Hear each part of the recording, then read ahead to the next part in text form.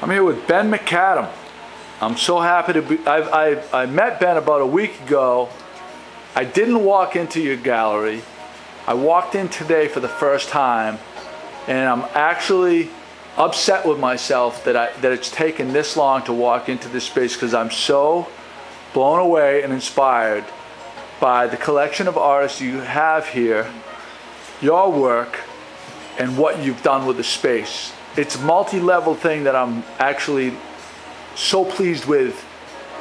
Not just the art, but the vibe and the collection of artists is, in my opinion, the future of art around the world. But right here, Ben, why don't we talk about the space that you have here? Sure. We'll talk about the address first. It's G5. Yep, right on Gallery 5. It's the 77 Rocky Neck, I believe, this strip that comes down. The Madfish is at the end of it, and this is an extension of the Madfish. It's a new gallery. I think it's got quite a history to it, but when we came in, there was lots of storage in here. That's what it was being used for. Lots of cleaning we had to do, painting walls, and basically refurnishing everything, fix the lightings, and all the walls were repainted, floor painted, and definitely had to get things in shape in terms of people wanting to come in here and just make it inviting, make the space inviting. You know, used the furniture that was here existing and spiced it up a little bit with some flowers. And, yeah. The space is beautiful. Yeah, it's so open. You get a great breeze coming in through the ocean on both sides. Fans. It's nice and cool in here. Which is great because we've got some wax and caustics. If they were to melt, that'd be terrible. So. Yeah, that would be terrible.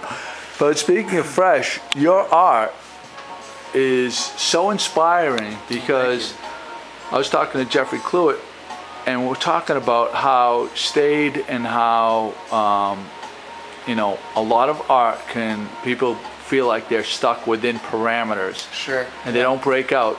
Now, your art is anything but within what you would say conventional art. But it is so beautiful. And why don't you talk about this piece we're looking at right here? Sure. These are skateboards.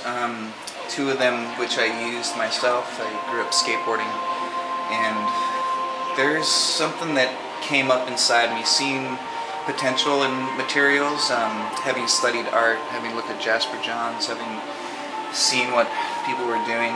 I just saw such richness in surfaces that had been used, and surfaces that had so much that I would have loved to have painted myself, but like the time it would take to, I mean, rubbing, scraping, these are, you know, life forms within themselves. Like, this had a past life, and I wanted to, instead of discarding it, bring it to the forefront and these actually be the characters within the painting.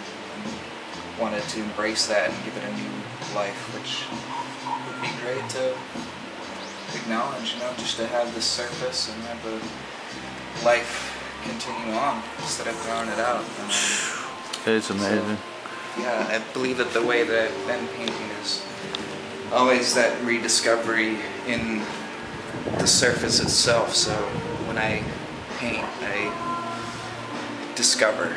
So I'm not necessarily starting with an idea that's totally figured out, a vision that's already in my head. It's kind of all about process. It's all about discovering, and the thing has a life of its own, which it's almost like sculpture, but it's painting. So you've got, you know, a cube, and you're gonna keep cutting away, chiseling until you find what is there that you think is this vision that in your heart or in your head is somehow there. So you just have to find it. And, so when I saw these 4x4 foot masonite slabs used by construction, and as inspired with what was already there, and they became the foreground of the paintings.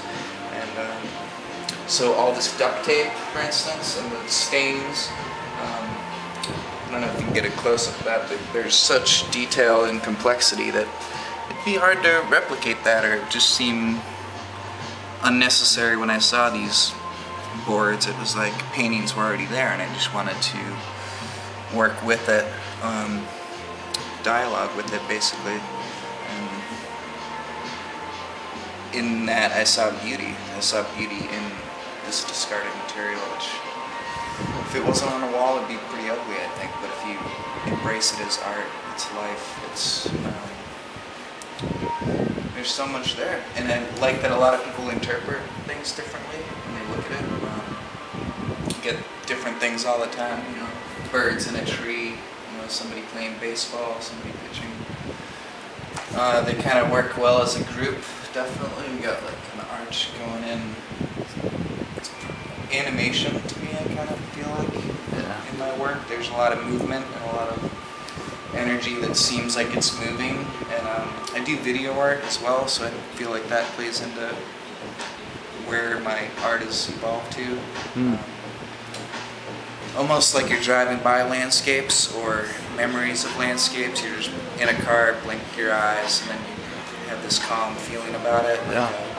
So sometimes things are exaggerated, a little bit playful, and that's all intentional. It's not trying to be, you know, a naturalistic landscape, which I think is a nice take to it. That's what I'm interested in. Kind of seeing things in a new way. This is looking up at Good Harbor Beach with the ocean behind you, snow-covered dunes, and just seeing that low tide as pretty simple elements with characters that are in nature. I mean, if you look up close at something, you see squares and colors overlapping, just layers and layers of color and elements, and that's what I'm interested in. Airports, seeing mundane spaces that you see a lot, and seeing them fresh and bright. I limit my palette a lot, so just primary colors with lots of white and Beautiful, just beautiful.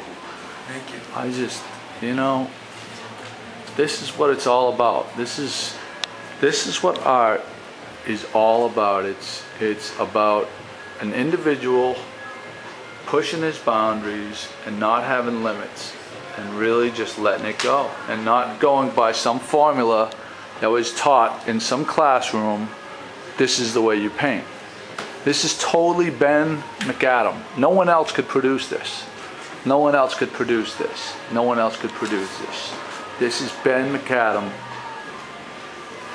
uniquely. And this is art here at 5G Madfish Wharf. A very special place that I hope everyone comes and see, because it's so important to stretch your imagination and just take it in the feast that is 5G Madfish Wharf. Come on down.